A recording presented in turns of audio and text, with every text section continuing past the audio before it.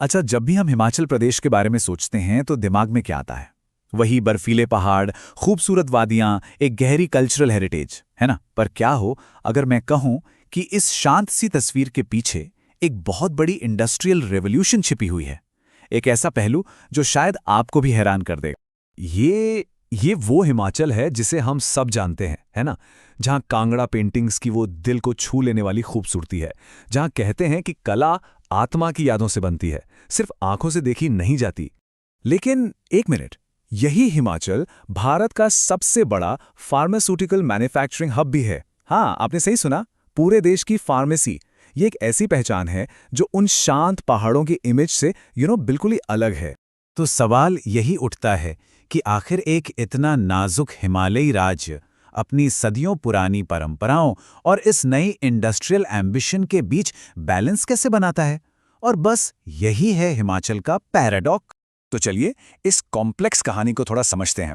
सबसे पहले देखेंगे हिमाचल का ये पैराडॉक्स है क्या। फिर हम पहाड़ों की आत्मा को महसूस करेंगे। इसके बाद जानेंगे कि ये इंडिया की फार्मेसी बना कैसे, इस नाजुक बैलेंस के चैलेंजेस क्या हैं, और आखिर में आगे का रास्ता कैसा हो सकता है। ठीक है, तो कहानी की शुरुआत वहीं से करते हैं जहां से हिमाचल की असली पहचान बनती है। हमारा पहला हिस्सा, पहाड़ों की आत्मा यानी प्रकृति और परंपरा। देखिए, हिमाचल को समझने के लिए ना सबसे पहले उसकी ज्योग्राफी को समझना होगा। खुद स्टेट की जो एनवायरनमेंट पॉलिसी है वो यहाँ के इकोसिस्टम को सिर्फ 5 शब्दों में डिफाइन करती है: फ्रेजिलिटी, इनएक्सेसिबिलिटी, मार्जिनैलिटी, डाइवर्सिटी और हॉस्टाइल क्लाइमेट। मतलब नाजुकता, दुर्गमता, और असल में यही वो 5 पिलर्स हैं जिन पर यहाँ की पूरी जिंदगी टिकी। और इसी माहौल में ढलने का एक बेहतरीन एग्जाम्पल है काटखुनी आर्किटेक्चर। कमाल की चीज है, इसमें लकड़ी और पत्थर की लेयर्स को बिना किसी सीमेंट या गारे के एक दूसरे के ऊपर रखा जाता है। और ये टेक्निक न सिर्फ बिल्डिंग्स को अर्थक्वेक रेजिस्टेंट बनाती है, बल्कि सर्दियों में उन्हें गर्म भी रखती है। मतलब ये सच में नेचर के साथ जीने का एक तरीका है। अब अगर कल्चर की बात करें तो धाम से बेहतर क्या हो सकता है? ये सिर्फ एक ट्रेडिशनल दावत नहीं है, बल्कि वैदिक प्रिंसिपल्स पर बेस्ड एक पूरा का पूरा रिचुअल है। इसे बोटी कहे जाने वाले खास ब्राह्मण शेफ बहुत धीरे धीरे दालों और डेयरी प्रोडक्ट से तैयार करते हैं। और धाम बनाने का जो पूरा प्रोसेस है ना, वो अपने आप में एक ट्रेडिशन है। 4 नाम की खाई होती है जिसमें लकड़ियां जलती हैं, चरोटी नाम के स्पेशल पीतल के बर्तनों में खाना धीमी आंच पर पकता है, और आखिर में इसे पत्तल पर यानी पत्तों की प्लेट्स पर सर्व किया जाता है। ये सिर्फ खाना नहीं है, ये एक पूरा का पूरा कम्युनिटी एक्सपीरियंस है। और फिर आती है कला।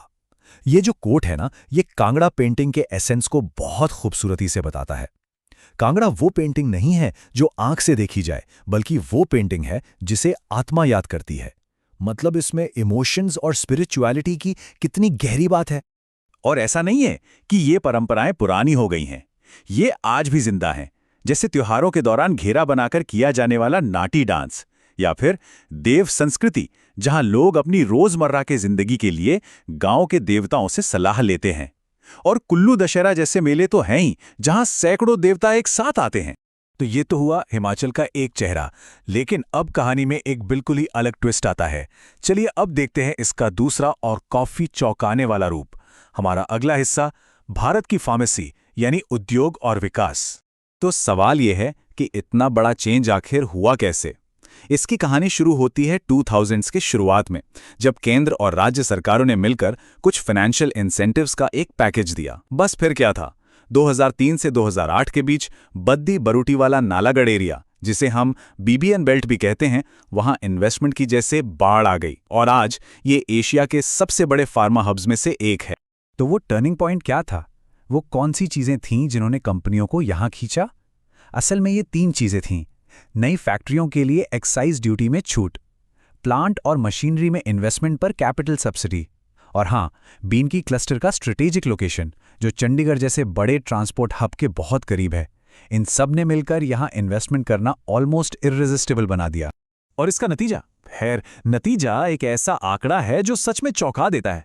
आज हिमाचल प्रदेश अकेले ही भारत की कुल दवाइयों का 35 से 45% हिस्सा बनाता है। जरा सोचिए इस बारे में। देश की लगभग आधी दवाइयां इन्हीं पहाड़ों से आ रही हैं। अब इतना बड़ा इंडस्ट्रियल आउटपुट आता कहां से है? इसके पीछे है एक खास बिजनेस मॉडल जिसे कहते हैं थर्ड पार्टी मैन्युफैक्चरिंग। आसान भाषा में समझें तो एक बड़ा ब्रांड अपनी पूरी प्रोडक्शन प्रोसेस किसी लोकल मैन्युफैक्चरर को आउटसोर्स कर देता है। इससे उस ब्रांड को R&D और मार्केटिंग पर फोकस करने का मौका मिल जाता है और प्रोडक्शन कॉस्ट भी कम हो जाती है।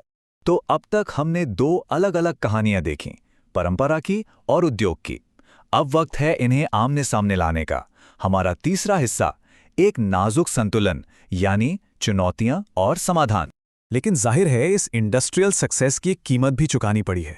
और ये मैं नहीं कह रहा, ये कीमत खुद राज्य सरकार के डॉक्यूमेंट्स में लिखी हुई है।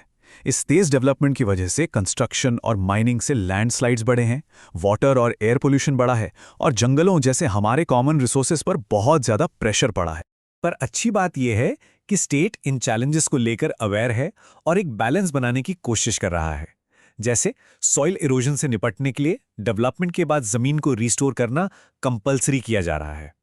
वाटर पोल्यूशन को रोकने के लिए कॉमन एफ्लुएंट ट्रीटमेंट प्लांट्स यानी CETPs लगाए जा रहे हैं। तो हाँ, ये एक कॉन्शियस एफर्ट है। तो हिमाचल का फ्यूचर कैसा दिखता है, इसको समझने के लिए चलिए एक बहुत ही पावरफुल सिंबल पर नजर डालते हैं। हमारा अगला और आखिरी हिस्सा, आगे की यात्रा, जो कि जुड़ाव का एक प्रतीक है। ये है कालका शिमला रेलवे, एक यूनेस्को वर्ल्ड हेरिटेज साइट। और ये सिर्फ एक ट्रेन लाइन नहीं है, ये तो इंजीनियरिंग का एक ऐसा अजूबा है जो मैदानों को सीधे पहाड़ों से जोड़ता है। असल में ये रेलवे हिमाचल की पूरी कहानी का एक परफेक्ट मेटाफर है। सोचिए, ये मुश्किल पहाड़ों के बीच बनाया गया एक इंजीनियरिंग का करिश्मा है। ये अतीत को भविष्य से जोड़ता है। ये नेचर और इंसानी इंजीन्यूटी के बीच एक खूबसूरत बैलेंस को दिखाता है। ये आगे बढ़ने के लिए बड़ी बड़ी चुनौतियों को पार करने की एक यात्रा है। और यही बात हमें एक आखिरी सवाल पर लाकर छोड़ देती है। क्या एक पहाड़ को काटकर बनाया गया रास्ता पूरी दुनिया को एक सस्टेनेबल फ्यूचर बनाना सिखा सकता है?